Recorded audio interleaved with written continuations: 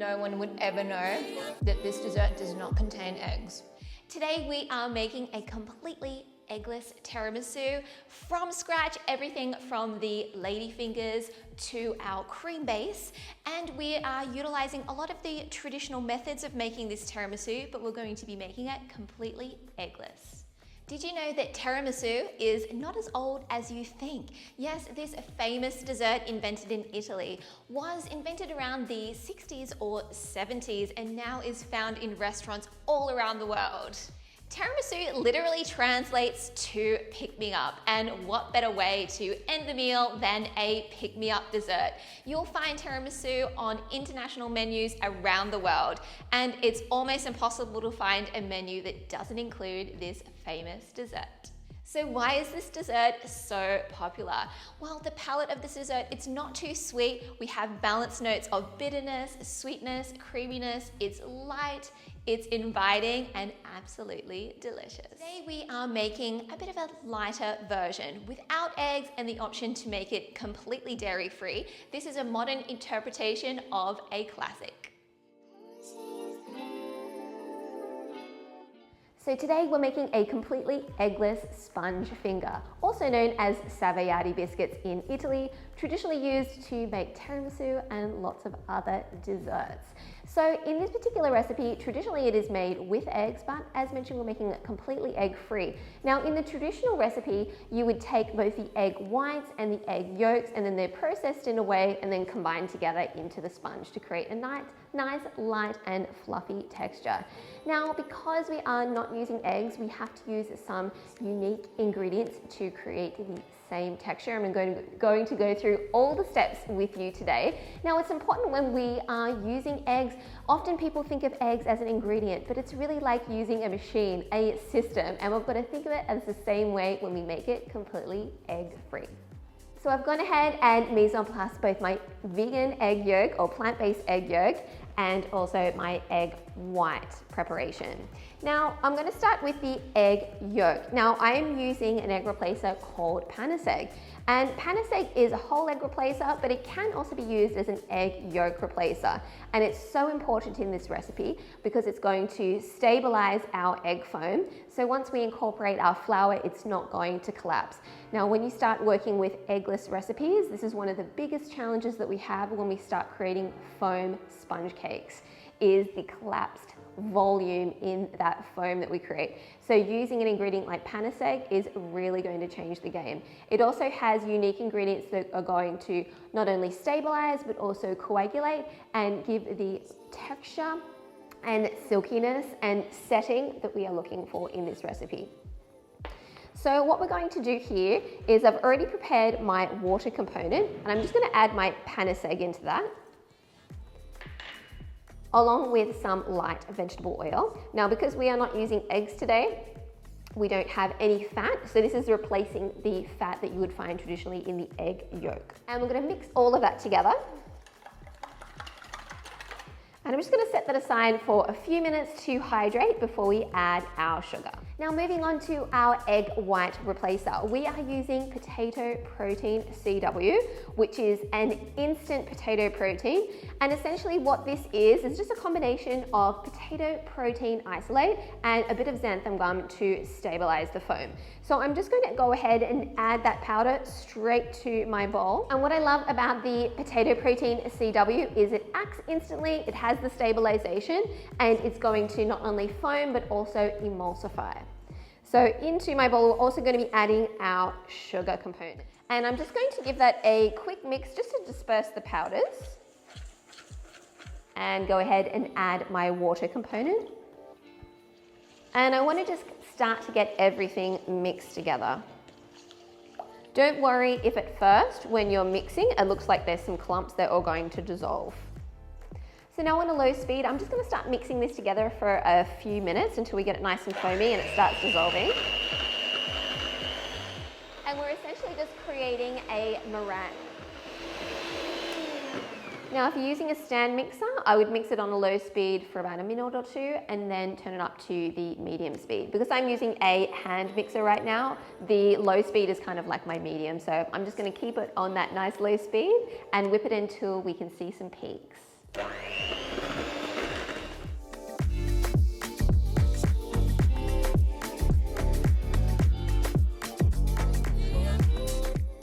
Yeah, I think this is good. It's just flopping over, it's not super stiff, so I'm happy with that. We can set that aside. Now going back to our egg yolk replacer. So that was with our panis egg, oil, and a little bit of water. You can see that it's already changed color, and that is from our new formulation with the saffron in there. So it gives a nice authentic egg yolk color as well. So I'm going to go ahead and add my sugar component, and we're going to give this a whisk until everything's nicely incorporated.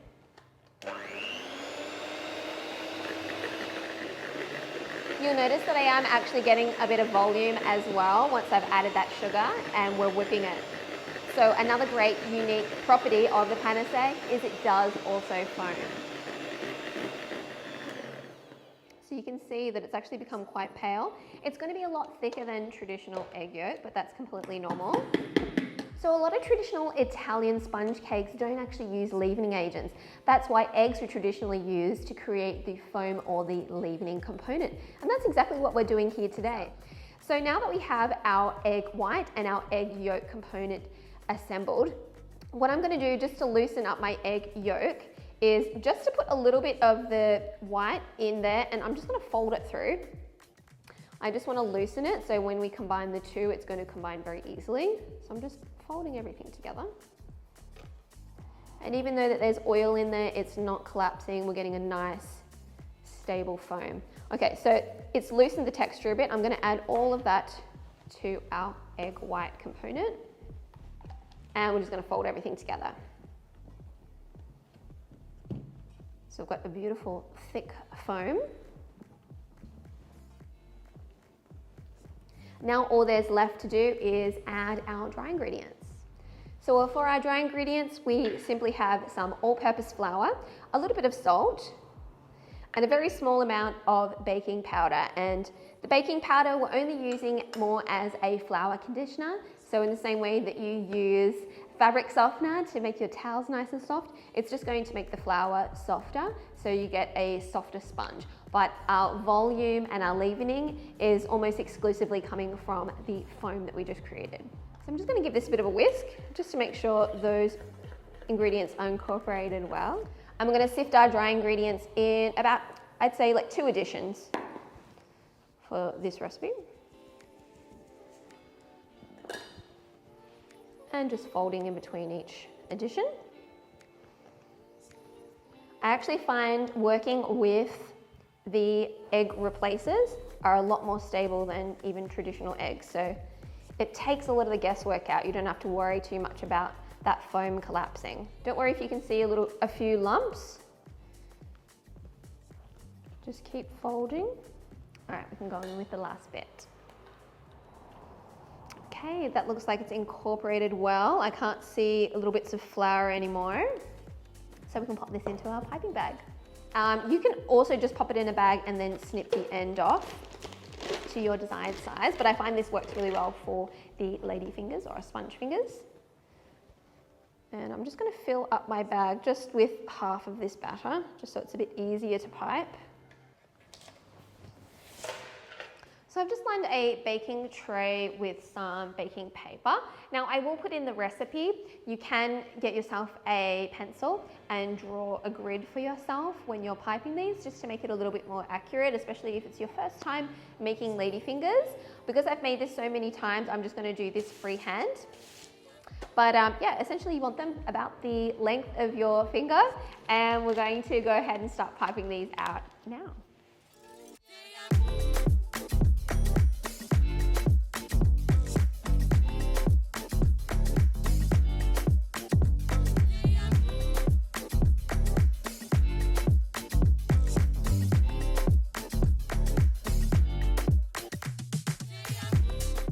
Now we're going to go ahead and dust with some confectioner's sugar.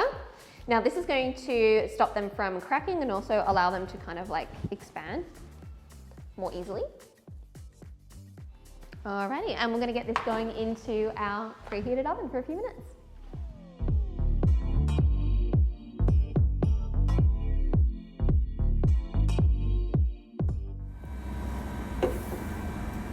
Probably need a couple more minutes.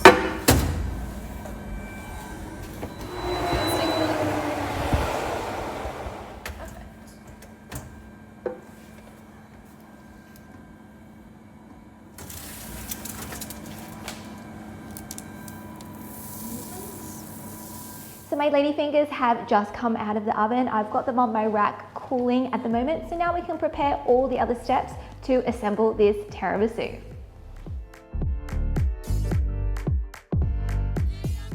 So I like to prepare my coffee soak now while my strong coffee is nice and hot. I'm using some espresso today, but you can also just use instant coffee with some hot water, or just prepare a nice strong coffee of your choice. And to that, we're going to be adding a little bit of sugar and also some masala. Now, masala wine is a sweet wine which is often used in a lot of Italian sweets, and it really gives an authentic tiramisu flavor. So if you can get your hands on it, I would highly recommend it. If not, you can use a coffee liqueur if you'd like, or just admit it. And I'm just going to give that a little bit of a stir, just so we can dissolve that sugar, and I'll set that aside to infuse and dissolve.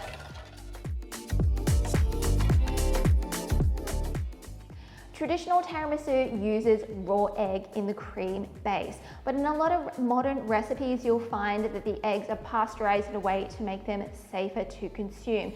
Because we're doing everything eggless today, we don't really need to worry about that, but I am going to be making a custard base for the egg yolk component in the cream base. So because we are not using eggs today, we are using our panis egg again for the egg yolk replacer. And we're going to prepare that egg yolk replacer now. It's very, very easy. And in this recipe, it is going to thicken our custard, or our thick creme anglaise. So I've got my water measured out here, and to that we're going to add our panis egg powder, along with some lighter vegetable oil. I'm just using some sunflower oil, but you can use just something that has like a flavorless oil. And that's going to replace the fat from the egg yolk and really help emulsify everything together and give a nice silky texture. Now I'm just going to mix all of that together, and you will notice that it's going to be a little bit thicker than traditional egg yolks, and that's completely normal. I'm just going to set that aside for a couple of minutes. Moving on, I have a saucepan here. We're going to add our milk. So you can use traditional milk, or you can use your favorite dairy-free alternative. And I'm just going to add that to my saucepan. I have a little bit of vanilla and a very small pinch of salt. So my egg yolk replacer has been sitting for a couple of minutes. To that, we're going to be adding our sugar measurement, and just give that a stir. With our milk, salt and vanilla, we're going to bring that up to the smoke point, or until it starts steaming. And just do this over a medium heat. So just before it starts simmering and you can see lots of steam, we're just going to switch that heat off. And we're going to pour this into our egg yolk and sugar base whilst whisking. This is similar to how you would do it with traditional eggs. We're kind of like tempering them. So once that's combined well, we're going to add it back to our saucepan and bring this to a simmer. Don't worry if the texture changes and it looks a bit curdly. Just keep mixing. We're going to bring this up to a simmer. The panis egg will act very similar to an egg. So once it reaches 60 degrees, it's going to start setting. But the great thing about the panis egg is you're never going to like overcook it. So you're not going to turn it into scrambled eggs like you would with traditional eggs. You can always save your custard. All right, it's just started boiling. We're going to let it simmer for about 5 seconds. Perfect. And then off the heat and back into your bowl. So I'm just going to put some cling wrap to contact so it doesn't create a skin. So you want to let this cool down to completely set. It will take a little bit more time outside on your bench. I'm actually just going to put this into the freezer for about 10 minutes to make it nice and quick, and I'll see you back here soon. So while our creme anglaise is cooling, I'm going to prepare my form. Now I'm using a mousse frame, and you can order these online. This one I actually got from IKEA. It was very affordable, and what I love about it is you can adjust it, so you can make it bigger or smaller. For this size of tiramisu, we're going to go around 20 centimeters by 20 centimeters. And you can use these to bake cakes in, make entremets, mousse cakes, tiramisu, all sorts of things. Now we need to put some cling wrap on the base. just so we don't have any of our coffee or our cream base leaking out. Okay, so that's looking good. I'm going to set that aside, and I'm going to take out my lady fingers. We can take a look at them. They're looking fantastic. I've got like a little offset spatula that you can use to get them off the baking paper. Sometimes they can be a little bit sticky, but they're beautiful and light and fluffy. I'm just going to break into one so you can take a closer look.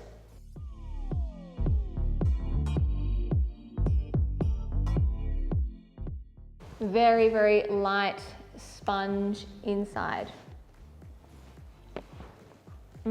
It's just like a cloud. They're so beautiful fresh. The ones that you buy in the store, they are dehydrated to extend the shelf life. And you can certainly do that with these too, but you can't beat a fresh ladyfinger. Okay, I'm just going to take these all off the paper. So I've taken my thick creme anglaise out of the freezer. It was in there for about 10 minutes and it is now set. And it's going to set into kind of like a gel, like so. Okay, so we need to blend this until it's nice and smooth. And I like to do this just in my immersion blender. I've got like a small food processor. You could also just do this in a jug with your immersion blender as well. That's completely fine. And just give it a good blend. We want to make sure that there is no lumps. So just scrape down the sides well. And you'll see that it's this beautiful silky custard, and that's exactly what we're looking for. To our creme anglaise, we're also going to be adding a small amount of masala as well. And we'll just gently mix that through. Moving on to our egg white replacer, we're creating a meringue that's going to add some nice light and fluffy aeration to our cream base. For that, I've measured out my portion of water, and we're using potato protein CW. So potato protein CW is basically potato protein 300 mixed with a small amount of xanthan gum to stabilize the foam. It's completely allergy-free and makes an excellent egg white replacer for things like meringues, for foams and emulsions, and it's perfect to create a beautiful meringue to add to our cream base. So I've just mixed in my potato protein CW with the sugar component, and I'm just going to add that to my water. And what I love about this product is it instantly activates. You don't need to worry about having the pH of the water a certain pH. It's going to activate instantly, and it has that stabilizer added, so you don't need to worry about adding any additional stabilizers. So we're just going to mix this on a low speed until everything is incorporated and dissolved. And then continue on low to medium speed until we get nice stiff peaks. Traditional tiramisu contains mascarpone, but I understand that it's one of those ingredients that's a little bit tricky to get all around the world, especially if you're looking for a plant-based alternative. So what I like to do is combine both a combination of whipping cream, so whether you want to use a plant-based or traditional, and cream cheese, the same if you want to do dairy-free or traditional. So we're going to do a bit of a combination so we get that rich silkiness that you would get from a mascarpone, but this is just a much more easily accessible way to do it. So with my cream, I'm adding like 10% sugar, so just a small amount of sugar, and that's just going to help to stabilize the foam. So I'm going to whip this until like a medium firm peak stage. It's time to assemble our cream. Just to make things easier, I'm going to do it in a bowl, like in a bigger bowl so you can see. So we're going to go in with our custard and our softened cream cheese. And you want to combine those two together well. Now with our meringue. And we're going to gently fold in the meringue. And the panis egg in our custard is really allowing that foam to be stable and not collapse immediately, like if you were using aquafaba. And now for our cream.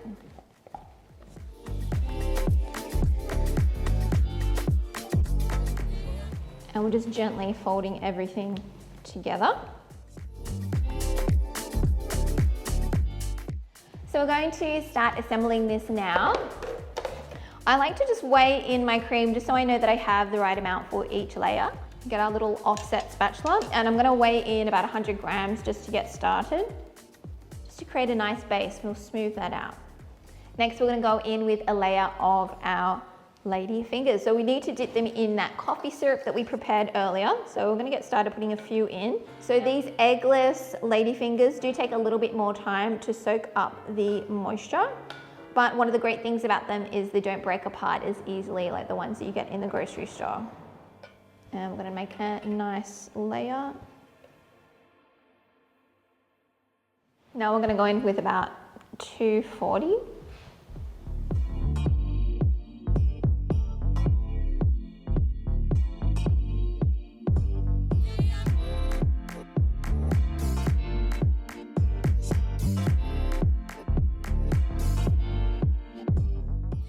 Now I'm just going to cover this with some cling wrap on top.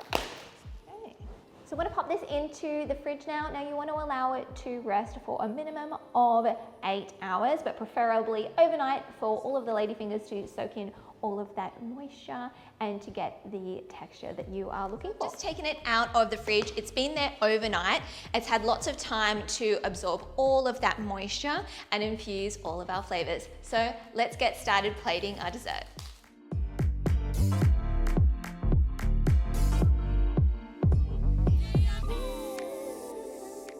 And I'm going to do a modern plating, and this is going to be the traditional one. So traditionally you would serve tiramisu with a dusting of cocoa powder, and the acidity and the sharpness of the cocoa powder complements that creaminess and richness of the cream base. And for our modern one, we're just going to be putting some shaved chocolate on top. Okay, so let's finish.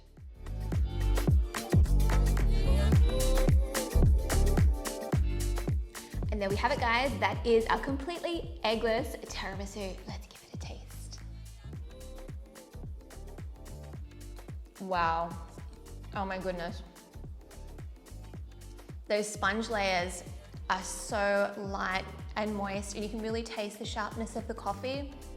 And that cream base, it's so moussey and light. This is the perfect dessert to end a meal.